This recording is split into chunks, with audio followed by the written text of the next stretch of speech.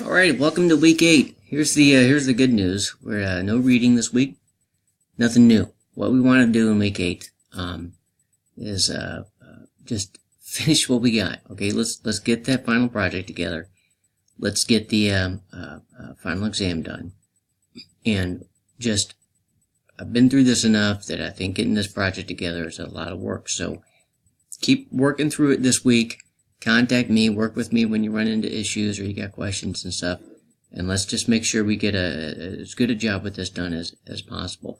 Remember to reach back into everything that we've learned throughout the other 7 weeks to pull forward, the best product that you can into this final project. And spend the time this week doing that. So I'm available. Reach out to me if you got any questions. Otherwise, let's just keep hitting it and get it done.